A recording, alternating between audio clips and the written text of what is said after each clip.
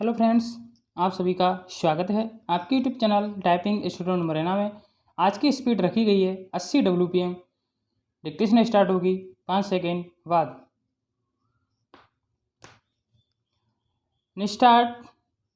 महोदय, हमारे देश में राजनीतिक विचारों में जितनी भिन्नता है उसके मद्देनज़र यह एक असाधारण बात है, जबकि इनमें से ज़्यादातर लोग यही ठाने रहते हैं कि चाहे जो हो और जो भी मुद्दा हो उन्हें विरोध करना है। चुनावों में झटकों और यदा कदा टेढ़े मेढ़े रास्तों के बावजूद प्रधानमंत्री के नेतृत्व में जो नई आर्थिक नीति बनाई गई है उसे राष्ट्रीय स्तर पर स्वीकार कर लिया गया है। माकपा से लेकर जनता दल और भाजपा तक आर्थिक क्षेत्र में मूलभूत सुधार के अलावा पंजाब में नाटकीय बदलाव आया है। बंदूक की लड़ाई की जगह अब पूरी तरह वेलट की लड़ाई ने ले ली है। उस प्रदेश की जनता के लिए यह दूसरी आज़ादी से कुछ कम नहीं है।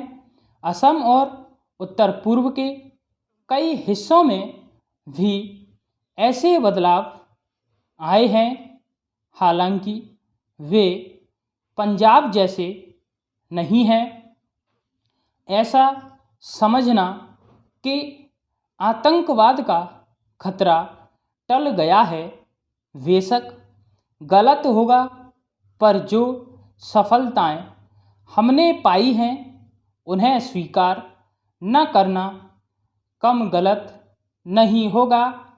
पंचायत और स्थानीय निकायों के चुनाव कराने को भी साधारण काम नहीं समझा जाना चाहिए।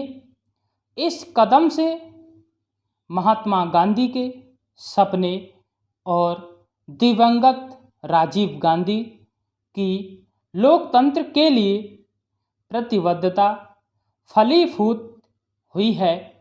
यह संविधान की अपेक्षाओं के अनुरूप लोकतांत्रिक क्रांति को आगे बढ़ाने का प्रतीक है। इससे हमारे राष्ट्र का लोकतांत्रिक आधार मजबूत हुआ है। Para start. हिंदुत्व के घटते उन्माद का ध्यान रखना भी उतना ही महत्वपूर्ण है। भाजपा और शिवसेना को चुनावी सफलता भले ही मिल गई हो, पर राष्ट्रीय स्वयंसेवक संघ का नेतृत्व भी मानता है कि उसका मुख्य कारण कुछ राज्यों में भ्रष्टाचार, बढ़ती कीमतों, बेरोजगारी आदि जैसी सामान्य समस्याओं से निपटने में कांग्रेस सरकार की नाकामी थी, न कि सांप्रदायिक भावनाएं। हिंदू सांप्रदायिकतावाद में स्पष्ट कमी आना बहुत बड़ी राष्ट्रीय उपलब्धि है। इन सबसे महत्वपूर्ण है सार्वभौमिक मामलों में भारतीय व्यक्तित्व का फिर से उभरना। इसके आयाम हमारे विदेश संबंधों में आर्थिक अंश की वृद्धि से कहीं अधिक हैं। चीन से संबंध लगातार सामान्य होते जा रहे हैं। भारत ईरान संबंध फिर कायम हो गए हैं।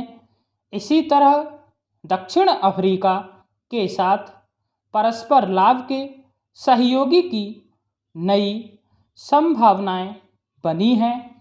अमेरिका और अन्य विकसित पूंजीवादी देशों से सहयोग बढ़ाने की दिशा में समुचित ध्यान दिए जाने के बावजूद किसी भी मसले पर हम नहीं झुके हैं। समर्पण की बात तो दूर है, इसमें आर्थिक संबंधों के महत्वपूर्ण स्वरूपों के अलावा रक्षा का क्षेत्र भी शामिल है। इसका सबसे ताज़ा उदाहरण है परमाणु अप्रसार संधि के मामले में हमारा अपनी नीति पर कायम रहना, जबकि इसके लिए हम पर कई दिशाओं से भारी दबाव डाला गया। गुटनिरपेक्ष आंदोलन को नई नीति देने के प्रयास भी चल रहे हैं।